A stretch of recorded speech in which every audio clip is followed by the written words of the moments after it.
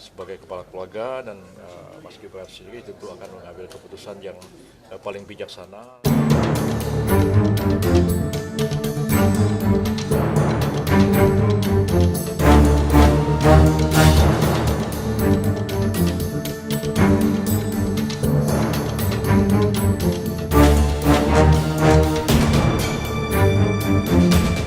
Tapi saya kira putusan MK yang terakhir, yang keempat, yang nomor 90 itu memang mengubah peta politik secara drastis ya, karena memang membuka kesempatan bagi Pak Gibran untuk maju. Apakah Pak Gibran akan memanfaatkan putusan MK itu benar-benar maju atau tidak maju, ya kita serahkan kepada beliau. Kalau beliau mau berkonsultasi dengan keluarganya, ya tentu ya kita serahkan sepenuhnya kepada beliau. Walaupun saya katakan bahwa ini adalah putusan yang kontroversial dan mengandung cacat hukum di dalamnya, putusan ini problematik, ya kita serahkan kepada beliau dan saya percaya bahwa Pak Jokowi dan sebagai kepala keluarga dan Mas Gibran sendiri tentu akan mengambil keputusan yang paling bijaksana di tengah-tengah kemungkinan reaksi yang makin meluas akibat dari putusan yang kontroversial ini. Berarti kepada Mas Gibran, maksudnya kepada koalisi itu belum membicarakan atau menyampaikan saran sebagai akademisi terkait problematika ini?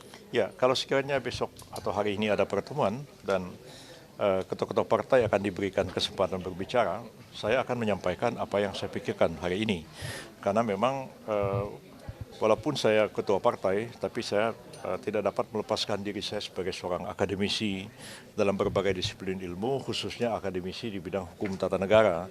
Saya tahu putusan MK itu problematik, saya tahu implikasi-implikasinya, dan kalau dilaksanakan bisa kontroversial, dan saya akan sampaikan itu kepada rapat koalisi, dan kita lihat nanti pandangan dari ketua-ketua partai yang lain, dan kita musyawarahkan. Andai pun dikatakan bahwa ya meskipun kontroversial kita jalan terus mengajukan Pak Gibran, ya saya sebagai anggota koalisi mengatakan ya saya menghormati putusan koalisi, karena dalam demokrasi itu kan orang yang kalah harus ikut orang yang menang. Jadi kalau misalnya ada 9 orang mengambil keputusan, 7 orang setuju, 2 nggak setuju.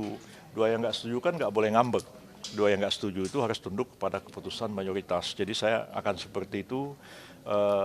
Saya tetap konsisten sebagai seorang akademisi yang paham persoalan ini, tapi saya juga terlibat dalam proses pengambilan keputusan politik yang sebenarnya tidak mudah untuk dilakukan, tapi harus mencapai kompromi politik di antara semuanya. Ya, PBB ya kalau misalnya koalisi tetap mengatakan bahwa Pak Prabowo mengusulkan Pak Gibran, saya sudah kemukakan pandangan saya. Jadi kalau di DPR itu kayak Meder Heights nota begitu. Jadi menjadi catatan sejarah, jadi pengetahuan umum bahwa saya sudah mengemukakan satu pendapat seperti ini.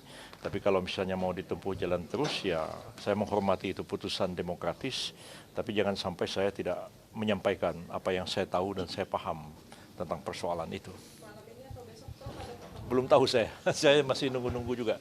Barangkali kalau ada, makanya kami kan diingatkan oleh Pak Prabowo supaya jangan jauh-jauh dari Jakarta kalau sewaktu-waktu ada pertemuan, jadi kami bisa mengadakan pertemuan secepatnya.